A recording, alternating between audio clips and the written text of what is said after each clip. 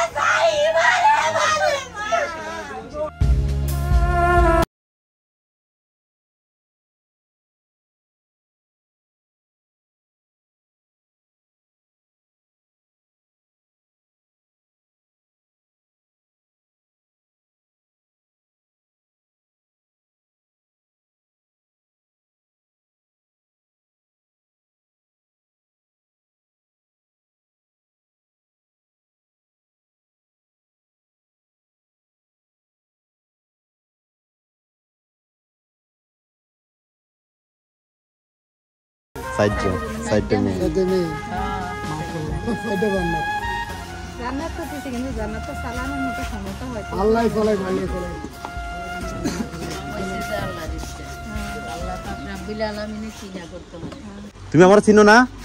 এই ওই যে ভাইয়া দেখো দেখো, চিনো না তুমি আমারে? হ্যাঁ আমার চিনো না? এমন মেশিন বুঝছেন, সিঙ্গার এক নাম্বার এর উপরে কোনো সিঙ্গার নাই, বুঝছেন? এর উপরে কোনো মেশিন নাই। হ্যাঁ, সবচেয়ে ভালোটাই আমি।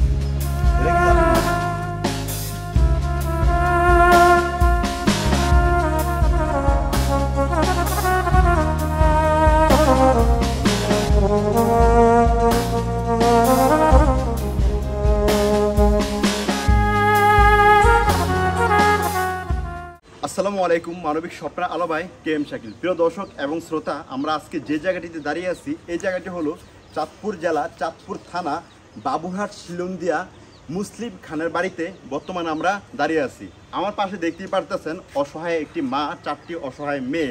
তার বাবা কিন্তু কিছুদিন আগে মারা গেছে, প্রায় 11 মাস আগে ক্যান্সারে আক্রান্ত হয়ে মারা গেছে। যখন জীবিত ছিল তখন আমরা এই বাড়িতে আসি। এই বাড়িতে আসার পরে আমরা যা দেখেছি, ভাগ্যের কি নির্মম পরিহাস। তার এত যে বিশ্রী অবস্থা ছিল, গলা ফুলে গেছে, মুখ দিয়ে ব্লাড বের হয়, মানে যে দৃশ্যটা দেখছি মানে এটা ভোলার মতন না আর কি।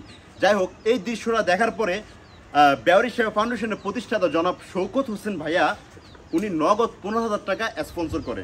ওই টাকা দিয়ে মোটামুটি ওষুধ কিংবা ডাক্তার দেখিয়েছে।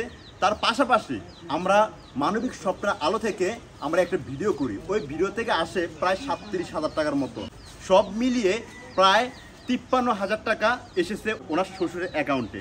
আলহামদুলিল্লাহ, ওই 53,000 টাকা দিয়েই উনি চলে গেছেন ওনার স্বামীকে নিয়ে ভালোভাবে ট্রিটমেন্ট করার জন্য ঢাকা মহাকালী হাসপাতালে। MI right? ঢাকা মহাকালী হাসপাতালে যখন নিয়ে যায়, প্রায় 1 বছরের মতন ওনারা ট্রিটমেন্ট করে ভালোভাবে। শেষ পর্যায়ে যখন একটা অপারেশন করে, ওই অপারেশনের মধ্যে একটা ভুল একটা অপারেশন করা হয়েছিল, প্রায় গলার মধ্যে কয়েকটা রক মানে ছিঁড়ে গেছে আর কি। ছিঁড়ে যাওয়াতে এখানে অনেক পরিমাণের ব্লাড যখন বের হয়েছিল, তখনই নাকি ওনার স্বামী দুনিয়া থেকে চলে যায়। তারপর ওনার স্বামীর মরদেহ এই বাড়িতে নিয়ে আসে। এই বাড়িতে আনার পরে সবাই মিলে ভালোভাবে গোসল করিয়ে তারপরে দাফন করে। যাই হোক, আজ থেকে 11 মাস আগে ওনার স্বামী মারা গিয়েছেন। এখন বর্তমানে ওনাদের ফ্যামিলি কিভাবে চলে একমাত্র আল্লাহ ছাড়া কেউ জানে না। উনি একটা পার্সোনাল জব করে, আমরা যেটুকু জেনেছি চাঁদপুর কি হাসপাতাল, আলমানার হাসপাতাল নামে একটা মেডিকেল আছে। ওই মেডিকেলে উনি বয়া হিসাবে চাকরি করেন, মাত্র 60,000 টাকা বেতন পায়। উনি প্রতিদিন বাসা থেকে যখন ওনার মেডিকেলে যায় তখন প্রতিদিন আপ ডাউন গাড়ি ভাড়া লাগে 100 টাকা। প্রতিদিন যদি 100 টাকা করে খরচ হয় তাহলে আমরা হিসাব করে দেখেছি মাসে আসে 3,000 টাকা, আর থাকে 1,000 টাকা। এই 1,000 টাকা দিয়ে উনি কী করবেন? ওনার 4টা মেয়ে, 3টা মেয়ে পড়াশোনা করে মাদ্রাসায়, এখানে কিন্তু বই আছে, নাস্তার খরচ আছে, কিংবা হুজুরের বেতন আছে, আমরা ভালো করেই জানি। এই 1,000 টাকা দিয়েই কিন্তু মোটামুটি আবার ওনাদের কিন্তু বাজার টাজারের খরচ আছে, মোটামুটি শ্বশুরও কিন্তু তাদেরকে হেল্প করে, যেটুকু আমরা শুনেছি। কিন্তু শ্বশুর যদি দুনিয়া থেকে চলে যায় তাদেরকে কে দেখবে? তাদের পাশে দাঁড়ানোর মতন কেউই নেই, একমাত্র আল্লাহ ছাড়া ওনার দুনিয়াতে কেউই নেই। যতটুকু জানা গেছে ওনার নিজের আপন মা কিংবা বাবা বেঁচে আছেন তো না? বাবা নাই, মা আছে। ওই অসহায় মাও কি করবে? এই 4টা মেয়ে কিংবা এই অসহায় মা, মোট 5 জন, এই 5 জনকে নিয়ে অসহায় মায় কী করবে? অসহায় মায় তো চাকরি করতে পারে না, কোনো জায়গায় তো কোনো টাকা টোকা কোনো কিছু আসে না, বা কোনো জায়গায় কাজ করলে টাকা পাবে, ইনকাম করবে, ওই টাকা দিয়ে তাদের 5 জনকে চালাবে, এমনটা কিন্তু না। যাই হোক, আমরা কিন্তু 11 মাস পর যখন এ বাড়িতে আসি তখন ওনাদের খোঁজ খবর নেই, ওনারা কীভাবে কী হালাতে আছে, তখন দেখলাম এই অসহায় মায়ের কান্না, যা আপনারা এর আগে যে ভিডিওটা করছিলাম ওই ভিডিওটাতে দেখেছিলেন এই অসহায় মা কীভাবে কান্না করছিল। সোশ্যাল মিডিয়াতে যখন আপলোড করছিলাম তখন কিন্তু দেখছিলাম যে রাতারাতি ওই ভিডিওটা প্রচুর পরিমাণে ভাইরাল হয় কিংবা অনেক পরিমাণে ভিউজ হয়। কিন্তু এই ভিডিওটা দেখে আমাদের মানবিক স্বপ্নের আলোর উপদেষ্টা মোহাম্মদ আব্দুর রহিম ভাই, উনি কিন্তু এই দেখতেই পারতেছেন সিঙ্গারের পুরো বাজারে 1 নম্বরের সেরা সিঙ্গার, এটার উপরে কিন্তু সিঙ্গারের কোনো মেশিন নাই, যা আমরা জানি। একবার পুরো 1 নম্বর ব্র্যান্ডের সেলাই মেশিনটা উনি স্পন্সর করছেন। এই সেলাই মেশিনটা আমরা উপহার দিয়েছি এই অসহায় মাকে। যাই হোক, ওই আব্দুর রহমান ভাইয়ের জন্য আপনারা সবাই দোয়া করবেন, এই ভাই যাতে সবসময় অসহায় মানুষের পাশে দাঁড়াতে পারে। এর আগে যে ভিডিওটা করছিলাম ওই ভিডিওর মধ্যে উনি যা বলছিল ওই কথাটা আমি ছোট করে বলি। উনি ভিডিওতে বলছিল ওনার একটা সেলাই মেশিনের প্রয়োজন আর একটি ঘরের প্রয়োজন। যদি একটা ঘর হয়, একটা সেলাই মেশিন হয়, ওনাদের মোটামুটি সংসার ভালোভাবে চলবে। তো যাই হোক, তারই ধারাবাহিকতায় আব্দুর রহিম ভাই কিন্তু এই সেলাই মেশিনটা দিয়েছেন। আর উনি যে ঘরের আবদারটা করেছেন, আমি এই ঘরের কথাটাও কিন্তু আব্দুর রহিম ভাইকে আমি বলছি ভাই এই ঘটনা যদি একটা ঘরের প্রয়োজন, ঘরটা যদি আমরা করে দিতে পারি তাহলে আমাদের একটা চিন্তা যাবে আর কি। তো আমরা আব্দুর রহিম ভাই বলছে যদি আমরা ঘরের কাজ ধরি উনিও কিছু হেল্প করবে বা উনি কিছু স্পন্সর করবে। এই যে আপনি যে সেলাই মেশিনটা পেয়েছেন, এখন আপনার সংসার মোটামুটি চলবে তো নাকি?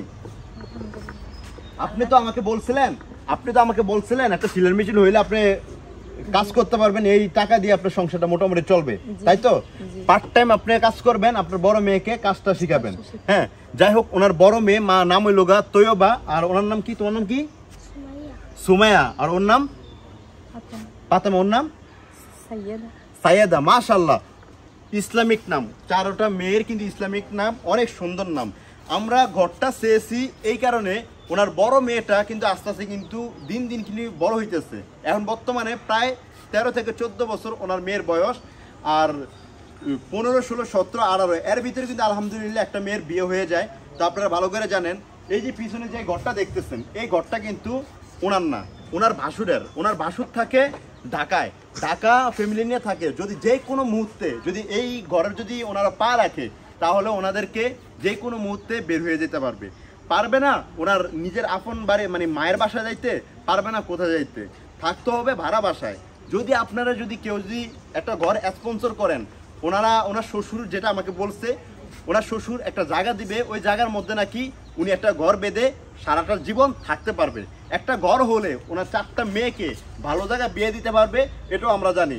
এখনকার বর্তমানে আমরা যেটুকু জানি, একটা মেয়েকে যদি দেখতে আসে একটা ছেলে, তা মেয়েকে দেখার আগে মেয়ের জায়গা সম্পত্তি দেখে, মেয়ের কি আছে, ভালো করে কি জামাই আদর করতে পারবে কিনা এরা দেখে। কিন্তু যে জায়গায় বর্তমানে ওনারা থাকে এই জায়গা থেকে যদি কয়েকদিন পরে যদি বের করে দেয় আর থাকার জায়গা নেই, এই মেয়েকে, এই 4 মেয়ে নিয়ে কোথায় যাবে এই অসহায় মা? এই প্রশ্ন রেখে গেলাম আপনাদের কাছে। যাই হোক, যদি পারেন একটা ঘর আপনারা স্পন্সর করবেন, পারলে ভালো, না পারলে ভিডিওটা শেয়ার করে দিবেন কোনো সহৃদয়বান ব্যক্তির হাতে যাতে পৌঁছে। যাই হোক, আপনি খুশি তো এই ভিডিও, এই যে সেলাই মেশিনটা পেয়ে আপনি? হ্যাঁ তৈবা এদিকে আসো, সেলাই কাজ করতে পারবো তো এখন? হ্যাঁ খুশি তো? হ্যাঁ সুমাইয়া কই? সুমাইয়া না? সেলাই কাজ জানো নি তুমি? জানো না? কাজ করতে পারবো তো? শিখো, হ্যাঁ মার সাথে শিখো, হ্যাঁ শিখো। আর পড়াশোনা চালিয়ে যাবেন, যদি কোনো বই খাতা লাগে তারপরও আমাকে জানাবেন, ঠিক আছে? হ্যাঁ তা আর তো সেলাই মেশিন তো আর কিছু প্রয়োজন আছে? আমার একটা ঘরেরই প্রয়োজন। শুধু একটা ঘরের প্রয়োজন, যদি ঘর হয় আর তো কোনো কিছু লাগবে না। না, হ্যাঁ শুধু একটা উনি বলে না যে আমার 1 বছর চাল কিনে দেন, উনি বলে না যে আমার 1 মাসের বাজার করে দেন ভালোভাবে যাতে খাইতে পারে। উনি শুধু চাইতেছে শুধু একটা ঘর, বারবার শুধু একটাই কথা বলে, ওনার শুধু একটা ঘরেরই প্রয়োজন। থাকার মতো একটা জায়গা। থাকার মতো একটা ভালো জায়গা তো আছে। জায়গা আছে। আপনি সর্বশেষ দেশবাসীর কাছে আপনি কি চান, আপনি শুধু একটু ক্যামেরার সামনে একটু বলেন। আসসালামু আলাইকুম, সবাই ভালো আছেন? আমার 4টা মেয়ে নিয়ে আমি অনেক কষ্ট। আমার স্বামী ক্যান্সারে মারা গেছে, আমার টাকার মতো হয়তো শ্বশুরে বুড়া মানুষ চালানোর ক্ষমতা নাই, কিন্তু হয়তো শ্বশুরের জায়গা আছে, কিন্তু একটা ঘর ওঠার ক্ষমতা আমার নাই। আমার বাচ্চা করে কই কীভাবে থাকুম, শুধু আল্লাহ ছাড়া আর কেউ জানা। যদি সবাই আমাকে সাহায্য করেন একটা ঘর ওঠার মতো, হয়তো আমার 4টা মেয়ে নিয়ে আমি একটু মাথা উঠিয়ে দাঁড়াতে পারবো, ওদেরকে বাঁচাইতে পারবো।